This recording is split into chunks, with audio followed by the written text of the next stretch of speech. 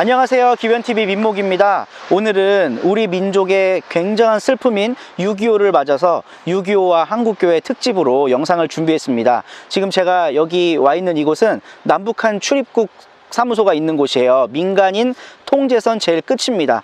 제가 집이 파주라서 가까워서 올 수 있었는데요. 요즘에 전운이 감돌아 갖고 파주 쪽으로 사람들이 안 오는 경향이 있는데 정말 우리 민족의 이 아픔을 애통하는 마음으로 좀 함께 고민하고 어떻게 하면 통일시대로 나아갈 수 있을까, 특히 기독교인들이 이런 생각들 좀 많이 했으면 좋겠습니다. 지금 여기 철조망 같은 게 보이잖아요. 왜 우리가 이러고 살아야 되는지, 왜 우리가 이 아픔을 겪으면서 살아야 되는지, 이제 전쟁을 겪으셨던 이산가족분들이 거의 다 돌아가실 때가 됐거든요. 70년이 됐기 때문에요. 정말 우리가 왜 이렇게 나뉘어서 서로 총뿌리를 겨누며 살아야 되는지 좀 심각하게 고민해보고 함께 대안을 모색해 볼 수 있었으면 좋겠어요. 지금 비가 내리고 있는데요. 이 비는 남한에도 오고 북한에도 오잖아요. 해도 북한에도 비치고 남한에도 비치잖아요. 근데 왜 사람만 오고 갈 수가 없는지 참 너무 안타깝습니다. 그리고 저는 기독교인의 한 사람으로서 이 기독교가 평화 통일이라고 하는 미래에 좀 걸림돌이 되고 있다는 마음을 씻을 수가 없거든요. 그래서 좀 비판적인 성찰로 6.25와 한국 기독교에 대해 오늘 기변TV를 통해 여러분과 나눠보려고 합니다. 올해 6월 달에 기독교 신문에서 한 보수 교단을 대표하는 목사님이 6.25에 대해 이야기한 내용이 있어요. 하단에 이제 제가 링크를 걸어 드릴 텐데요. 이 내용을 요약해 보면요. 6.25는 북한 공산주의자들의 남침으로 남한의 자유민주주의를 파괴하려는 침략 전쟁이었다. 가장 큰 피해를 당한 게 교회였다. 그럼에도 불구하고 교회는 한경직 목사 이런 분들을 중심으로 고아원, 모자원, 타가소, 유치원 이런 걸 운영하면서 좋은 일 많이 했다. 그리고 이 6.25를 돌아보면서 우리가 꼭 되새겨야 될 교훈은 북한이 전쟁 준비한 것처럼 남한도 철저하게 대비해야 된다. 이렇게 대비해야 된다라는 말을 쓰셨지만 이 내용의 본심은 걔네들이 전쟁 준비하니까 우리도 철저히 무장을 해야 된다, 이런 뜻입니다. 전투적 정신을 가져야만 이길 수 있다라고 이야기를 해요. 일제와 싸워서 해방을 맞았고 공산주의자들과 대치해서 자유를 맞이했고 이민자들이 자본주의 사회에서 살아남기 위해 일사각오의 정신으로 오늘을 이루었다고 이야기를 합니다. 아멘할 사람들 되게 많을 거예요, 이 얘기 들으면. 그리고 꼭 요즘 같은 시대에 필요한 리더가 이승만 같은 리더랍니다. 이야, 진짜 신문에 한 교단을 대표하는 분이 이렇게 지금 인터뷰를 했어요. 6.25는 영예로운 전쟁이다. 영예로운 전쟁이 있어요, 이 세상에? 침략당한 우리는 자유민주주의를 누리고 기적의 경제성장을 이루었기 때문이다. 그렇기 때문에 6.25는 영예로운 전쟁이래요. 아니, 세상에 영예로운 전쟁이 어딨어요. 몇백만 명이 죽었는데 아직도 수백만 명의 이산가족이, 요즘은 또 새로운 이산가족이 등장했어요. 어떤 이산가족이냐면 탈북한 사람들, 어린 시절에 탈북한 사람들이 북에 두고 온 가족들이 있을 거 아니에요. 이 사람들도 이산가족 아니에요? 가족이 있는데 넘어가지를 못해. 가족이 미국에 있으면, 유럽에 있으면, 아시아에 있으면, 심지어 중국이나 일본에 있어도 언제든지 찾아가서 볼 수 있는데 이렇게 지척인 북한에 있는데 가족을 못 보는 이산가족들이 등장하고 있어요. 그런데 6.25가 영예의 전쟁이랍니다. 정말 이해할 수가 없어요. 저는 이 사람의 말의 표현을 보면요, 그나마 온건한 사람의 주장이라고 보여져요. 왜냐하면 북한을 불바다로 만들어버려야 된다느니, 한 사람씩 끌어안고 2천만 명 다 몰살시켜야 된다느니, 이런 식의 주장을 하는 목사들도 있거든요. 그것도 밑에 유튜브 영상 링크를 달아드릴 텐데요. 최근에 극동방송 김장한 목사가 이제 이상한 인터뷰 하나 했어요. 이스라엘은 공격당하면 때리는데 하루도 안 걸린다. 우리도 때려야 되는 거 아니냐. 그리고 대장님이 지금 나랑 인터뷰하고 계신데, 북한을 응징하고 대통령, 군 통수권자가 사표 쓰라면 사표 써야지 왜 응징을 못하냐, 이런 류의 발언을 했어요. 그리고 장경동 목사는 우리나라는 5천만 명, 북한은 2천만 명이니까 우리나라 2천만 명 죽을 생각하고 2천만 명 끌어안고 하나씩 죽으면 된대요. 그리고 북한을 싹 다 멸절시킨 다음에 남은 3천만 명이 생육하고 번성해갖고 다시 애 많이 나와서 꽉 채우면 된다. 이거를 우스갯소리라고 지금 이야기를 하고 있어요. 사람을 죽여서 통일을 맞이하자고 하는 게 이게 목사 입에서 나올 소리입니까? 말도 안 되는 이야기인 거죠. 사람의 생명을 살리는 방식으로 통일을 해야지. 그게 평화인 거지. 기독교는 말로는 평화 통일을 이야기하지만요. 물론 모든 기독교는 아닙니다.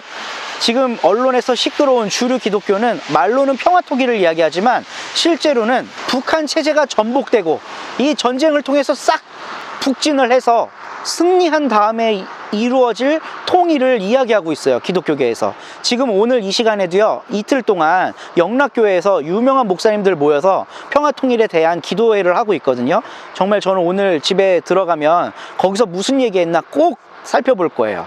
그들의 중심에 뭐가 있는지. 그런데 이러한 이야기들, 평화통일을 이야기하지만 정작 모든 것을 북한 탓으로 돌리고 북진해야 된다고 하는 이런 류의 이야기들은 이 문제, 6.25라고 하는 문제의 본질을 흐리는 겁니다. 6.25라는 문제의 본질에 우리가 직면하기 위해선 반드시 이 질문을 해봐야 되는데요. 우리는 왜 분단되었는가? 왜 70년간 나뉘어 있어야 했는가에 대한 본질적인 질문을 던지지 않으면요, 이걸 해결할 수가 없습니다. 여전히 우리 민족은 남북한의 문제에 있어서 독립하지 못했어요. 저는 8.15를 독립이라고 보지 않습니다. 8.15는 그냥 해방이에요. 일제 식민 통치로부터 해방된 거예요. 독립은 스스로 일어난다는 말 아닙니까? 근데 우리는 1945년 8월 15일에 독립하지 못했어요. 그냥 주어진 거예요. 제가 존경하는 역사가 중에 한 분은 해방에 대해서요, 도둑처럼 온 해방이라고 이야기를 했어요. 내가 쟁취한 게 아니라 갑자기 도둑놈이 우리 집에 침입한 것처럼 해방이 왔다는 거예요. 얼마나 서글픈 일입니까? 우리 스스로 독립하지 못했기 때문에 우리 땅에서 일어나는 일들에 대해 우리가 결정하지 못하는 거예요. 38선을 누가 그어요? 미국하고 소련하고 회담해서 그어요. 원래 소련군은 38선을 언감생심 꿈도 꾸지 않았답니다. 함흥 쪽이 수도인 줄 알았대요. 그러니까 그쪽을 중심으로 그어서 나눠서 통치하려고 생각하고 있었다는 거예요. 근데 미국하고 회담하는 과정에서 지금의 38선이 그어진 거예요. 거기에 우리 민족의 의사가 반영되느냐? 반영되지 않아요. 이게 분단의 비극의 시작입니다. 이 지점을 우리가 정확하게 짚고 넘어가지 않으면요, 6.25에 대한 온당한 인식을 할 수가 없어요. 그냥 지금 보수계에서 떠드는 것처럼, 그리고 거기에 동조된 목사들이 소리를 높이는 것처럼 북괴가 김일성의 야욕으로 침략한 침략전쟁이다. 여기에 그냥 머무르게 되는 겁니다. 근데 모든 전쟁은 그렇게 일어나지 않아요. 그리고 정말 이게 중요한 건데요, 영화로운 전쟁이라는 건 없습니다. 근데 목사들의 입에서 영화로운 전쟁이었다, 그 전쟁 이후에 우리는 경제성장에 이르고 이렇게 잘 먹고 자유민주주의 누리고 살지 않냐, 6.25가 있었기 때문에 그렇게 된 거다, 이런 머리에 총 맞은 것 같은 소린 거죠. 이거는 정말 이런 얘기 해서는 안 되는 겁니다. 딱 10년 전 일이에요. 2010년 6월 21일에 이때는 6.25 60주년을 기념하던 때였겠죠. 분단을 넘어 평화로 라는 주제로 상암동 월드컵 경기장에서 평화 기도회가 열렸어요. 여기에 7만 명의 사람들이 그 운동장에 모여서 평화 기도회를 했다는 거예요. 근데 그때 앞에 선 목사가 자, 따라해 봅시다 라면서 구호를 뭐라고 외쳤는지 아세요? 하나님 아버지, 공산당이 싫어요, 이렇게 외쳤다는 거예요. 기도회 때.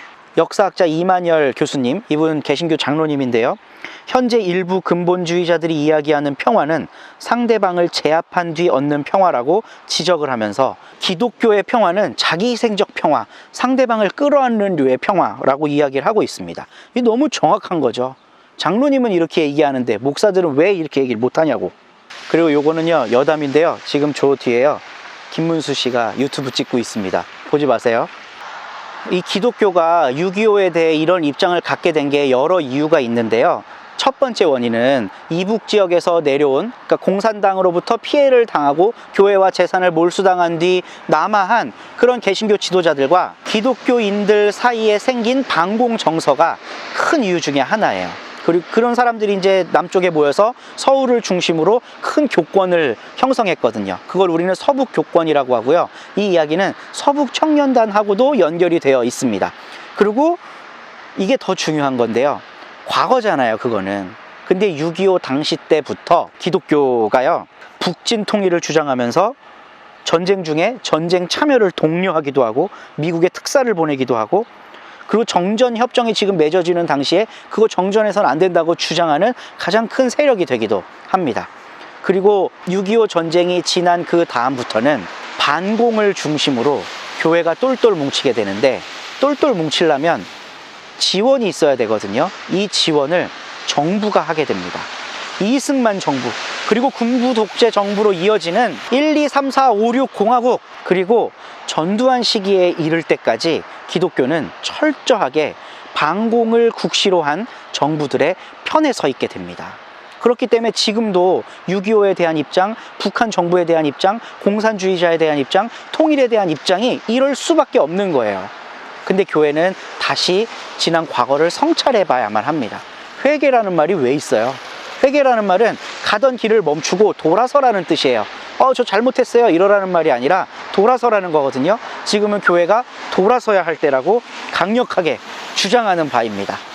6.25 이야기가 나오니까 정말 울먹거려지는데요. 할머니한테 들은 6.25 이야기가 있어요. 저희 할머니, 할아버지가 6.25 당시에 강원도와 경기도의 경계, 아주 두메산골이에요. 강원도라고 해도 되고 경기도라고 해도 되는 그런 곳에 살고 계셨어요. 산속 깊은 곳에 자리를 잡고 살고 있었는데, 거기까지 전쟁의 영향이 미쳐서 남한 군대, 미군 분대가 와서 주둔했을 때도 있고, 그리고 북한군과 중공군이 같이 주둔했을 때도 있고 이렇다는 거예요. 근데 우리 할머니, 할아버지의 증언에 따르면요, 미군들이 오면 미군들이 할 줄 아는 말이 하나밖에 없대요. 아가씨? 아가씨? 이 말밖에 할 줄 모른대요. 그 얘기가 뭐예요? 전쟁 성노예 만들겠다는 거죠. 실제로 그런 일이 마을에 많이 일어났었다고 합니다. 미군이 우군? 이런 역사를 우리는 반드시 되짚어 봐야만 하고요. 그리고 중공군이 왔는데, 저는 어릴 때 어떻게 배웠냐면, 중국의 인구가 너무 많아갖고 인구 정리하려고 인해 전술로 떼거리로 몰려왔다. 그러니까 중공군들은 인해 전술로 인구 정리하려고 북한군과 손잡고 우리 남한을 침략했다. 이렇게 제가 어릴 때 배웠거든요. 초등학교 때 담임선생님이 그렇게 가르쳐 줬어요. 근데 우리 할머니, 할아버지의 증언은요, 중공군처럼 매너 있는 군인이 없었대요. 딱 와서 밥은 요구한대요. 밥 좀 해줘라 우리 군인들. 그럼 마을 사람들이 밥을 해줄 거 아니에요. 그럼 그냥 떠나지 않는답니다. 반드시 돈을 놓고 갔대요. 그래서 그 마을 사람들은요, 미군에 대한 인식이 굉장히 안 좋고요, 중공군에 대한 인식이 좋았다 그러더라고요. 그러니까 역사를 살펴보면 하나하나 내용을 놓고 보면요, 전쟁이라고 하는 시기에는 절대 선도 없고 절대 악도 없는 거예요. 한국 기독교가 그렇게 따라가려고 하는, 그렇게 우상시하는 미국도 그렇게 좋은 나라가 아닐 때도 있는 거예요. 저는 좋은 나라가 아니라고 생각을 합니다.